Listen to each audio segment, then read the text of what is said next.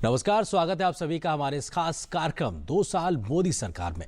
हिंदुस्तान दुनिया का सबसे युवा देश है। ऐसे में देश के युवाओं के विकास के लिए बीते 2 साल में क्या रही हैं मोदी सरकार की तमाम योजनाएं और कैसे इन योजनाओं ने जमीन पर उतरकर युवाओं को एक दिशा देने की कोशिश की है, इसी मुद्दे पे आज हम कर रहे हैं बात। और इस विषय पर बात करने के लिए 2 बहुत ही खास मेहमान आज हमारे साथ मौजूद हैं। उनका परिचय आपसे कराते हैं। हमारे साथ में है गोपाल कृष्ण अग्रवाल साहब, आप आर्थिक मामलों के जाने माने विश्लेषक हैं, बहुत स्वागत है आपका। इसके अलावा दूसरे खास मेहमान एसके जिंदल साहब हैं, आप चेयरमैन हैं इन्वेस्टमेंट एंड कैपिटल मार्केट के, और आपको भी समझ है और जरूरत क्या है मार्केट में, किस प्रकार के युवाओं चाहिए, इस बारे में समझेंगे आपसे। लेकिन अगर हम बात बीते 2 साल के लिहाज से करें कि मोदी सरकार ने किस प्रकार की योजनाएं बीते 2 सालों में चलाई हैं युवाओं के लिए खास तौर से, तो हम बात कर सकते हैं नई पीढ़ी की ताकत के लिए स्टार्टअप इंडिया की शुरुआत की गई, एक बड़ी चीज है।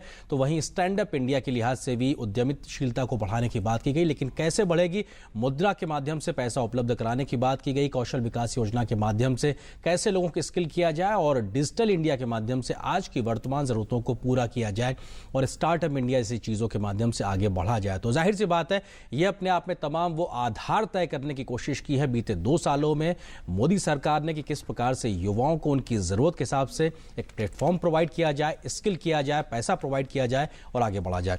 गोपाल कृष्ण अग्रवाल साहब, आपको लगता है कि इन बीते 2 सालों में, क्योंकि हिंदुस्तान दुनिया का सबसे युवा देश है, ऐसे में बहुत कुछ सोच के न सिर्फ अल्पकालिक बल्कि दीर्घकालिक लॉन्ग टर्म के लिहाज से भी बढ़ने की जरूरत है, आपको लगता है कि इन 2 सालों में उस दिशा में महती तौर पे काम हुआ है? बहुत ही ज़्यादा इसमें काम हुआ है, क्योंकि एक तो सारा थॉट प्रोसेस अगर वर्तमान सरकार का हम देखें तो उन्होंने कहा कि युवाओं को सबसे बड़ी आवश्यकता क्या है, रोजगार चाहिए। और रोजगार कैसे मिलेगा, या तो सरकारी नौकरी या कोई प्राइवेट नौकरियां, तो इतनी बड़ी जनसंख्या को, इतने युवाओं को कोई भी व्यक्ति दे ही नहीं सकता, विश्व में भी कहीं पॉसिबल नहीं है। तो स्वरोजगार पे जो फोकस है वह सबसे महत्वपूर्ण है कि स्वरोजगार बने, सेल्फ एंटरप्रेन्योरशिप अगर बने, तो उस सेल्फ एंटरप्रेन्योरशिप अगर युवाओं को अगर करना है तो उनके लिए 2-3 चीजें बड़ी आवश्यकता थी कि एक तो उनको कैपिटल मिल जाए, उनका स्किल डेवलपमेंट हो जाए, उनको एस्टेब्लिशमेंट, कोई इंडस्ट्री, कोई स्वरोजगार की कोई भी चीज एस्टेब्लिश करने के लिए, स्मॉल और मीडियम एंटरप्राइजेस को एस्टेब्लिश करने के लिए जो सरकार की तरफ से हैंड होल्डिंग जिसको कहते हैं, वो सारी, तो जितनी भी सरकार की योजनाएं जो भी आप चर्चा भी करेंगे, जिसका आपने भी नाम भी लिया, वो बिल्कुल फोकस योजनाएं हैं मोदी सरकार की, इस सरकार की, और उससे युवाओं को बहुत अच्छी तरह से उनकी आवश्यकताओं की पूर्ति होगी ताकि वो अपने स्वरोजगार जोड़ सके। जिंदल जी, आपको लगता है, क्योंकि आप खुद एक बिजनेसमैन के नाते या कहा जाए मार्केट में मौजूद है, आपको जरूर पता है कि मार्केट क्या चाहता है, आपको लगता है स्टार्टअप जैसी जो शुरुआत मोदी सरकार ने की, कम से कम आपको उद्यमशीलता के लिहाज से ऐसा माहौल बनाने के लिए, जो बात गोपाल जी कह रहे हैं, हर एक को नौकरी आप नहीं दे सकते, बल्कि वो मौका दे सकते हैं कि आप दूसरों को नौकरी दे सकें, आपको लगता है ये बेहतर कोशिश? 42 साल मुझे खुद बिजनेस में आए हुए हो गए हैं और एक सर्कल है, एक चैम्बर भी मैं देख रहा हूँ, एसोचैम से मैं जुड़ा हूँ पिछले 26 साल से। अगर आप मुझे पूछते कि इससे बढ़िया कोई स्कीम हो सकती थी तो मेरे पास जवाब होता कि शायद मैं नहीं सोच पा रहा। तो मैं ये पाता हूँ कि ये बहुत ही ऑलराउंड, बहुत ही सोच समझ करके बनाई गई स्कीम है, अभी तक की सबसे बेहतर स्कीम, आप ये कहना चाहते हैं? नहीं, वैसे तो देखो, अगर मैं किसी से भी पूछता हूँ ना कि कौन सी स्कीम है जिसमें कोई, तुम ये बताओ कि ये कमी है, कोई लोग कोई कमी नहीं बता पाते। ये तो बहुत ही इंपॉर्टेंट है, क्योंकि रोजगार को मैं मानता हूँ कि एक बहुत ही परमानेंट सोल्यूशन है, बहुत ही सस्टेनेबल सोल्यूशन, और इसके बिना कोई सोल्यूशन उसको पूरा नहीं कर सकता। ठीक है, तो इसलिए मैं मानता हूं कि ये स्कीम बहुत ही ऑलराउंडर और बहुत अच्छी तरह से सोच के बनाई गई। और स्किल को अगर आप ले लें, हमारे देश में स्किल की जो परसेंटेज है, स्किल्ड आदमी 2% है, कोरिया में, साउथ कोरिया में 98% है, जापान और जर्मनी में 80% है, 88%। तो हमें उस लेवल पे जाना ही पड़ेगा और जा सकते हैं, क्योंकि अगर वो वहां चले गए तो हम क्यों नहीं जाएंगे। बस उस गैप को पूरा करना है। और जब आदमी स्किल्ड होता है तो वो फिर बहुत ही यूजफुल हो जाता है, उसको सब लेने को तैयार है। जब तक अनस्किल्ड रहता है तब लोग दीवार बनाते हैं कि ये हमारे किसी काम का नहीं है।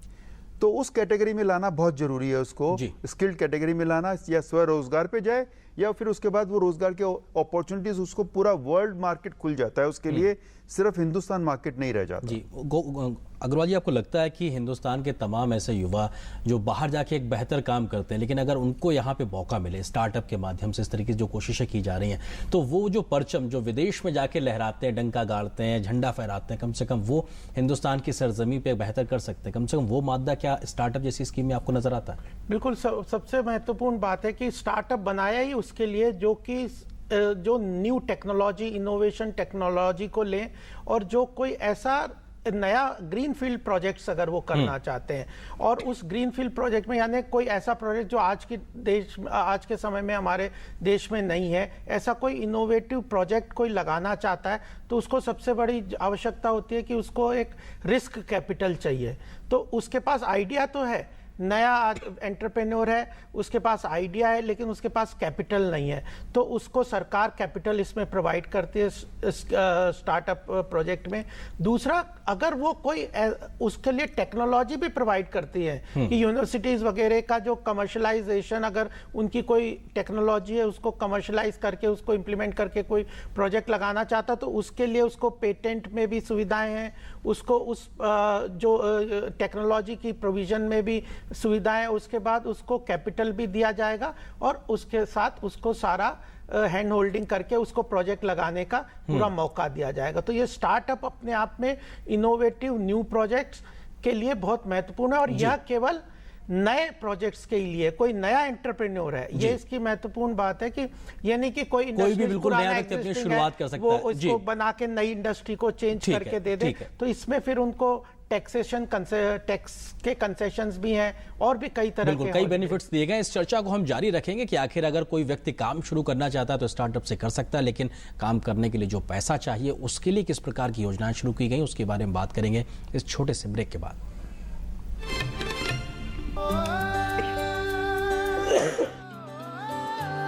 देखो आसमां में खिलकर सूरज निकल रहा है, देश का परचम अब ऊंचा उड़ रहा है, बरसों का अंधेरा रोशन हो रहा है, गरीब की रसोई से धुआं हट रहा है। मेरा देश, मेरा देश, मेरा देश, मेरा देश बदल रहा है, आगे बढ़ रहा है, मेरा देश बदल रहा है, आगे बढ़ रहा है।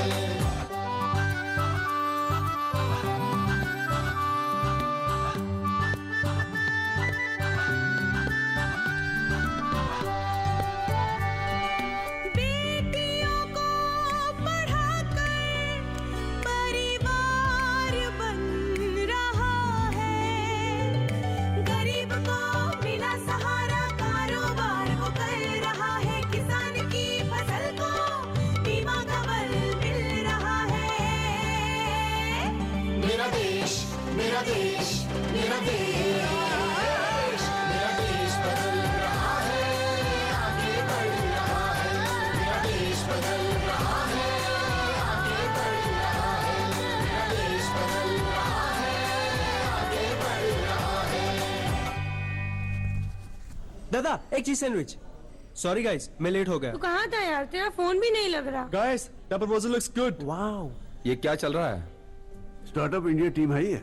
एक दिन इन बच्चों के सपने पूरे होंगे। स्टार्ट किया स्टार्टअप इंडिया। सरकार नई सोच वालों को सही रास्ता दिखा रही है, सही लोगों से मिलवा रही है, उनकी पूरी मदद कर रही है। मेरा देश, मेरा देश। नए उद्यमियों को 3 साल तक इंस्पेक्शन और इनकम टैक्स में छूट, ऑनलाइन प्रोसेसिंग, हैंड होल्डिंग एवं funding support, incentive, industry and academia partnership और इंक्यूबेशन की भी फैसिलिटी। अब की बार सपने साकार।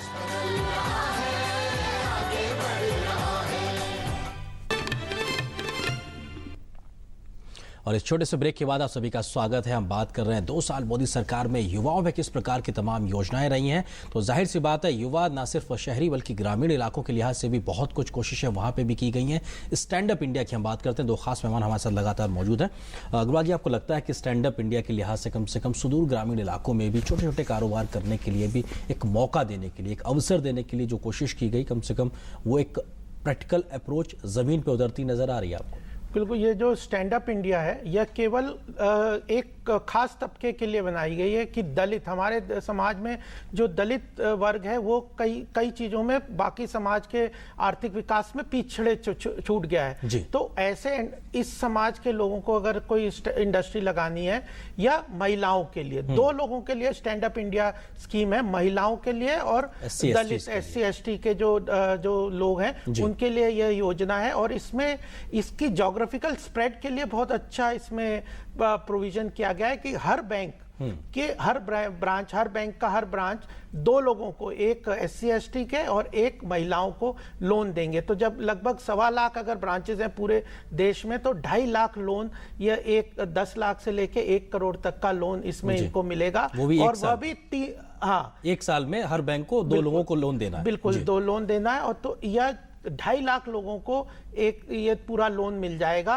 और उसमें वो अपना छोटा लघु उद्योग, मीडियम उद्योग उस तरह का लेके वो स्केल अप कर सकते हैं। अगर उन्हें शुरू में 10 लाख चाहिए, उसके बाद आगे लोन चाहिए, तो इस तरह के छोटे उद्योगों को, इस वर्ग को खड़ा करने के लिए ये stand up India scheme. Jinder ji, आपको लगता है, क्योंकि व्यापार की जब बात करते हैं तो कई बार हमारे मन में एक सोच आती है कि साहब शहर की बात होती है या एक ऐसा तबका जो शायद पहले से संपन्न है वही व्यापार कर सकता है, लेकिन स्टैंड अप जैसी जो एक योजना है, कम से कम उसने उस वंचित वर्ग के दिमाग में भी एक बदलाव की एक बयार की है या बीज बोया है, कम से कम वो भी सोच सकता है इस उद्यमिता को आगे बढ़ाने के लिए।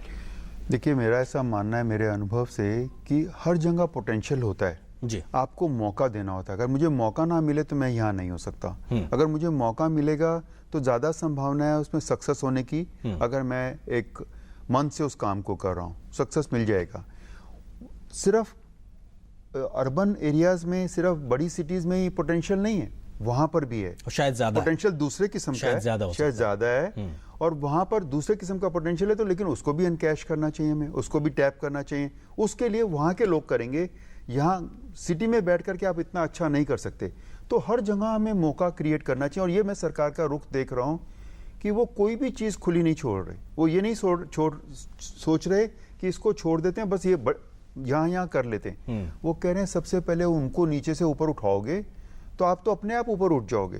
और दरअसल बात भी ये है, अगर हम उनको ऊपर उठा लें तो हम कहाँ जाएंगे, हम भी ऊपर जाएंगे। तो वो सबसे जो फैग एंड पे हैं, जो सबसे नीचे हैं, उनको ऊपर उठाना बहुत जरूरी है। और इसके लिए ये तरीका बहुत ही अचूक तरीका है जी। जब वो देखेंगे एक दूसरे को, और टीवी पे आपके जरिए वो देखेंगे कि फला जगह पे इस तरह से बहुत ही सक्सेसफुल प्रयोग हुए हैं, तो हम क्यों नहीं कर सकते। वो एक दूसरे को देख करके फिर वो अपनी उन पोटेंशियल्स को, उन चीजों को एनकैश करेंगे जी। और एक दूसरे से सीखेंगे। और बेस्ट प्रैक्टिसेस जैसे शेयर होते हैं ना जी, तो उसमें कीमत नहीं लगती। और आपके जरिए तो आसान हो जाएगा डिजिटल इंडिया के थ्रू, तो उसमें कीमत नहीं लगती, लेकिन उसका रिजल्ट बहुत अच्छा आता है जी। गोपाल जी, आपको लगता है कि इस प्रकार की चीजों को जमीन देने के लिए मुद्रा जैसी योजना भी एक बड़ा रोल अदा कर रही है? हाँ, देखिए, अल्टीमेटली जैसे स्टैंड अप है, स्किल इंडिया है, और जो योजनाएं हैं सारी, जो योजनाएं सरकार की, उसमें सबसे बड़ी आवश्यकता छोटे लोगों को, मध्यम उद्योगों को और लघु उद्योगों को एक फाइनेंसिंग की आवश्यकता है। तो सरकार ने जो मुद्रा योजना को, जो priority sector lending MSME sector के लिए, उसके लिए बैंकों को एक मुद्रा योजना, एक अलग से बैंक बनाने की योजना बनाई है, जिसके तहत वो छोटे लोन लोगों को देंगे। तो अभी आप देखिए उसकी सक्सेस रेट देखिए कि लगभग सरकार 2 साल में 3.5 करोड़ लोगों को ये लोन प्रोवाइड कर सकती है और 1.25 लाख करोड़ का लोन दे चुके हैं। और ये सब छोटे लोन है। बड़े इंडस्ट्री लोगों को, लार्ज लोन को तो बैंक भी कोशिश करके दे देते हैं, लेकिन इन जो छोटे लोन उद्योगों के लिए जो लोन की आवश्यकता है, वह मुद्रा बैंक के थ्रू उन्होंने, और क्रेडिट गारंटी भी है। अगर कहीं कोई उनको किसी और एक्सपोर्ट वगैरह की फैसिलिटी चाहिए तो उसमें उनको गारंटी चाहिए होती है, तो उसमें क्रेडिट गारंटी का भी प्रोविजन है। 3,000 करोड़ का वो क्रेडिट उसका भी प्रोविजन है। और अब बैंक को एक अलग से एस्टेब्लिश करने का भी पूरा प्रोसेस चल गया कि मुद्रा बैंक अलग से एक बनाया जाएगा, तो जिसमें कि यह सारे लोन, छोटे लोन मिलेंगे। आपको लगता है कि बैंकिंग के बारे में लोगों के जो कई एक मिथ हुआ करते थे, खासतौर से ग्रामीण इलाकों में, कम से कम वो टूटे इस प्रकार की योजनाओं के माध्यम से, और इस प्रकार की एक प्रैक्टिकल या व्यवहारिक एक उन तक पहुंच वाली कोशिश की गई है कि हर कोई व्यक्ति उसको आसानी से हासिल कर सके उस लोन को। ये कोशिश आपको लगता है कम से कम रंग लाएगी? मुझे विश्वास है ये कोशिश रंग लाएगी, क्योंकि ये ज़रूरत भी है, ये बहुत बड़ी ज़रूरत है। इसके बिना वो सक्सेस भी नहीं होगा। जो उस स्कीम को सक्सेस बनाने का माहौल भी बनाना पड़ेगा आपको। आप अगर वो सपोर्ट नहीं देंगे तो शायद वो स्कीम शुरू ही ना हो पाए, नॉन स्टार्टर हो जाए। लेकिन हो क्या रहा है कि देखिए, आप उस वीक सेक्शन को जब आप सपोर्ट करते हैं जी, तो क्या होता है कि आप उसको मेन सोसाइटी से जोड़ रहे हैं। वो बहुत बड़ी ज़रूरत है। अगर आप उसको नहीं जोड़ोगे तो फिर क्या होगा, वो शायद हो सकता है कोई क्रिमिनल एक्टिविटी में चला जाए। फिर आपको उतनी जेलें और बनानी पड़ेंगी, उतनी कोर्ट्स और बनानी पड़ेंगी। बेहतर है आप उनको जॉब दे दें और आप उनको सही रास्ते पे पहले ही चला दें, तो फिर आपको वो दूसरे खर्चे नहीं करने पड़ेंगे सरकार को। तो ये बहुत ही अच्छा रहेगा कि एक परिवार को एक जॉब होना चाहिए, जिससे वो परिवार डिग्निटी की लाइफ जी सके। जी बिल्कुल, ये बहुत महत्वपूर्ण बात है अपने आप में कि किस तरीके से मुद्रा योजना के माध्यम से आसानी से, सहज तरीके से नियमों को शिथिल बना के लोगों को लोन दिया जा रहा है। और ये कोशिश है कि छोटे स्तर पे ही सही, लेकिन उद्यमिता के विकास को आगे बढ़ाया जाए। लेकिन ज़रूरी ये भी है कि किस तरीके से इस पर आगे बढ़ा जाए। और हम इस वक्त सीधे देखते हैं कि वित्त मंत्री अरुण जेटली क्या कुछ कह रहे हैं, और सीधे लिए चलते हैं हम आपको वित्त मंत्री की प्रेस कॉन्फ्रेंस में। कांग्रेस 7% पे आ गई। आज संघर्ष क्या चल रहा है कि भारतीय जनता पार्टी के सामने अगली बार मुकाबले में कांग्रेस होगी या क्षेत्रीय दलों का गठबंधन होगा।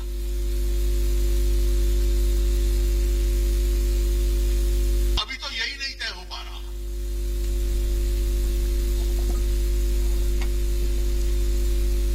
ये परिस्थिति कैसे आई है? और जो प्रभात जी अभी कह रहे थे कि ये जो जूझने की राजनीति केवल मीडिया के स्टूडियो तक नहीं,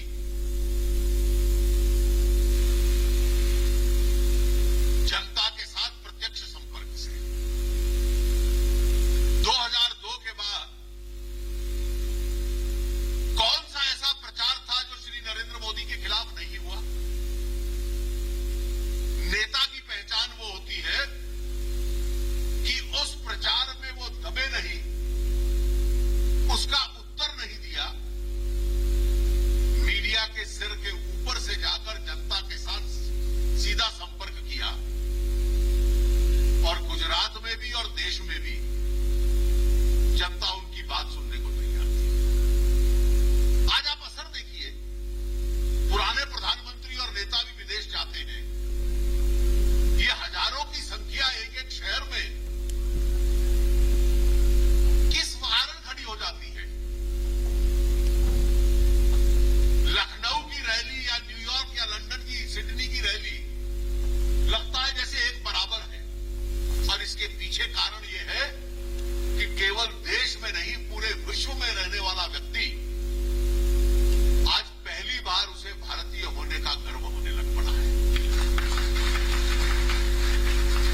2 साल पहले क्या स्थिति थी? 2 साल पहले मैं सच में कहूं, मेरे जीवन का सबसे सुखी काल था जब हम प्रतिपक्ष में थे। इतने स्कैंडल, स्कैम होते थे, घोटाले होते थे कि स्वाभाविक हमारे पास विषय आ जाते थे और सरकार रोज हमारी मदद करती थी कोई ना कोई स्कैम, स्कैंडल करने के बाद। और हमारा कार्य बड़ा सरल था।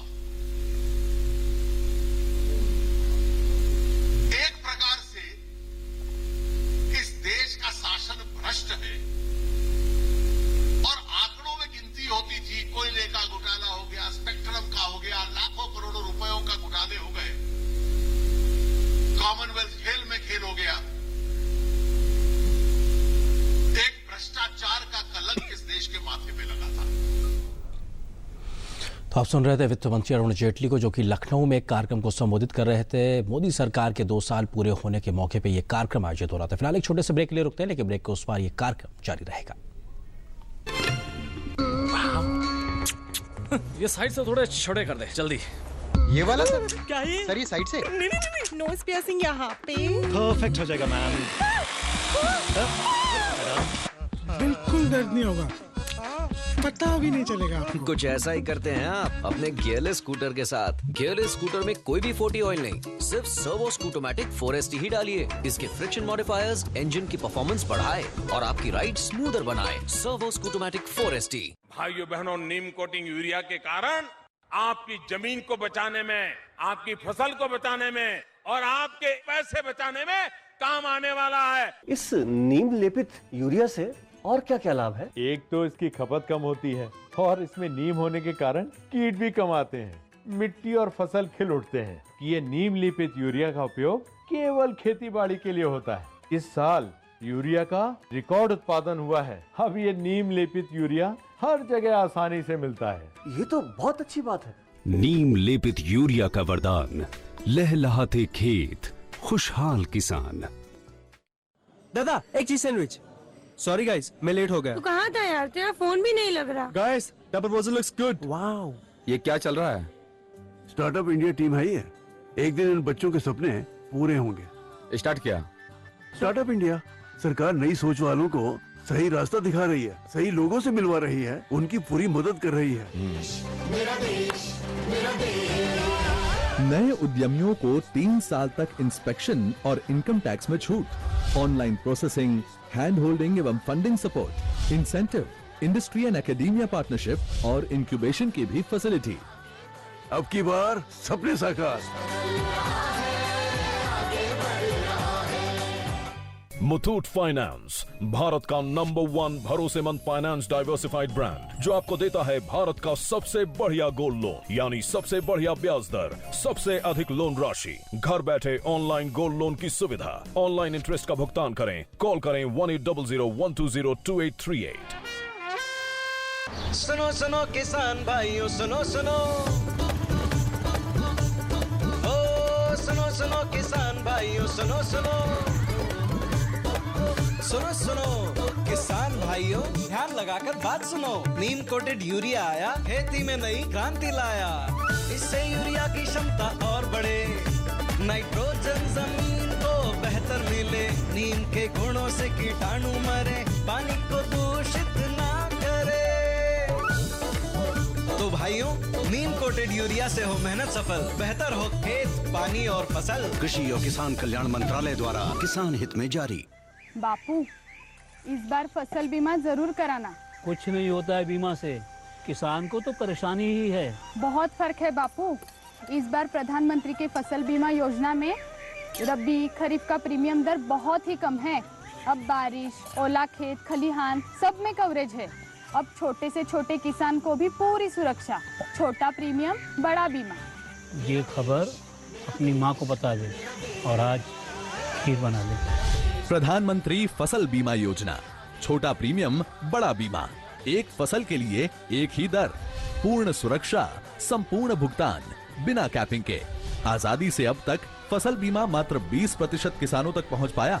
इसे अगले 3 साल में 50% तक ले जाने का लक्ष्य है। ई नाम के अंतर्गत अब किसान अपने उत्पाद घर बैठे देश भर में बेच सकता है। सॉइल हेल्थ कार्ड सभी किसानों के लिए। अब की बार किसान की जयकार।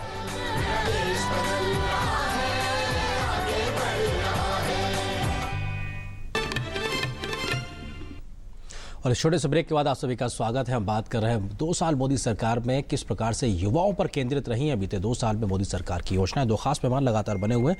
अग्रवाल जी, आपको लगता है कि स्किल इंडिया जैसा कार्यक्रम, क्योंकि हिंदुस्तान दुनिया का सबसे युवा देश है, तो जाहिर सी बात है उसको स्किल्ड करके और दुनिया भर की जो ज़रूरतें हैं और देश की ज़रूरत है वो पूरा करना पर्याप्त होगा क्या स्किल इंडिया के माध्यम से?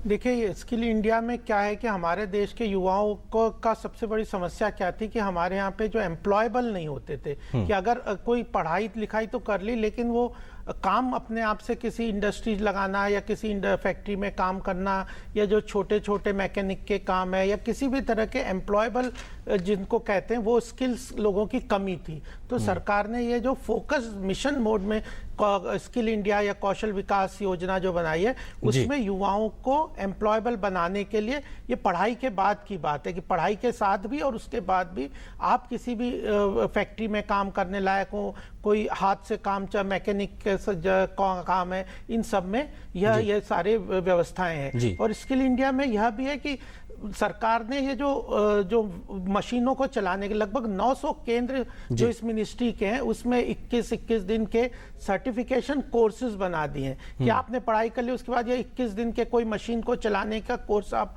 कर लिए तो किसी भी इंडस्ट्री में जाएंगे तो आप तुरंत आपको नौकरी मिल जाएगी। तो यह स्किल इंडिया का यह जो प्रोजेक्ट है यह विदेशों में तो बहुत चलता है, अगर इंटरनेशनल लेवल पे हम देखें और तो अब हिंदुस्तान में कम से कम उस तरीके से भी जी अभी बढ़ा जा रहा है कम से कम। जी हमने आज जो डिस्कस किए हैं वह भी इसी स्किल इंडिया से तरीके से सब चीजों को कोरिलेट करते हैं। हम आएंगे वापस और डिजिटल इंडिया पे बात करेंगे, लेकिन पहले एक और छोटे से ब्रेक के लिए रुकते हैं।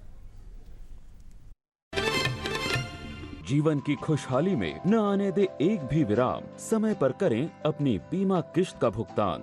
याद रहे 25 से 31 मई तक आपके बीमा प्रीमियम की राशि अपने बैंक के बचत खाते में अवश्य जमा रखें। वार्षिक प्रीमियम सिर्फ 330 रुपए प्रधानमंत्री जीवन ज्योति बीमा योजना के लिए, सिर्फ 12 रुपए प्रधानमंत्री सुरक्षा बीमा योजना के लिए। आज ही अपनी नजदीकी बैंक शाखा या बैंक मित्र बीमा एजेंट से संपर्क करें। जनहित में जारी। Prakash Surya CPVC PVC pipes and fittings, मजबूती बेमिसाल, चले सालों साल।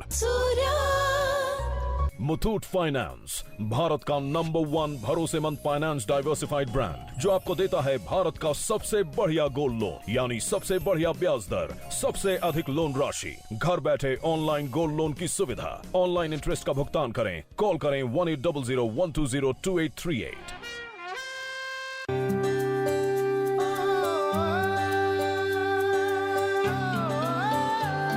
देखो आसमां में खिलकर सूरज निकल रहा है, देश का परचम अब ऊंचा उड़ रहा है, बरसों का अंधेरा रोशन हो रहा है, गरीब की रसोई से धुआं हट रहा है। मेरा देश, मेरा देश, मेरा देश, मेरा देश बदल रहा है, आगे बढ़ रहा है, मेरा देश बदल रहा है, आगे बढ़ रहा है। हाँ, अब कहाँ मुड़ो? मेन रोड पर स्कूल है ना, उससे दाएं रास्ता जा रहा है, तालाब के बगल से सीधा आ जाइए। अरे गाड़ी मुड़ तो जाएगी ना, मैं तो हाईवे से सटासट आ गया। आप तो 2 साल से गांव में आए नहीं हैं। अब वो बात नहीं रही गांव में कि 2 बूंद बारिश पड़ी और सब बंद। गांव की सड़कें भी अब टनाटन बन गई हैं। वो क्या कहते हैं आप अंग्रेजी में, आने जाने में नो प्रॉब्लम। हाँ, पिछले 2 सालों में प्रतिदिन 100 किलोमीटर ग्रामीण सड़कें बनाई गई। वर्ष 2019 तक 2.23 लाख किलोमीटर सड़कें बनवाकर छोटे से छोटे गांव को भी सड़कों से जोड़ा जाएगा। 2015-16 में 6029 किलोमीटर के हाईवे बनाए गए। अब की बार गांव में भी रफ्तार।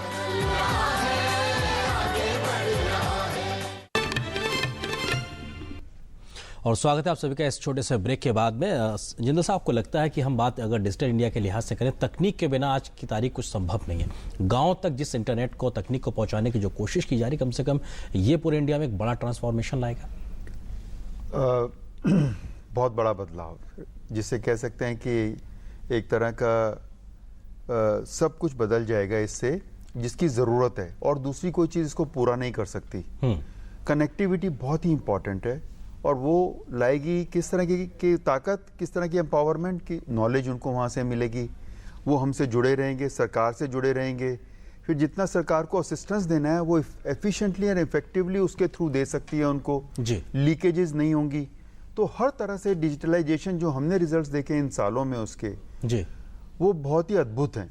और मैं समझता हूँ कि ये एक अपने आप में एक ऐसी चीज़ है जो इसके बिना ये सब पूरा होना मुश्किल है। बिल्कुल, जाहिर सी बात, तकनीक की जरूरत है, हमारे पास वक्त की लेकिन कमी। आप दोनों मेहमानों को बहुत शुक्रिया इस चर्चा में शामिल होने के लिए। तो 2 साल मोदी सरकार में आज बस इतना ही, लेकिन DT न्यूज़ पे खबरों का सफर लगातार जारी रहेगा। नमस्कार।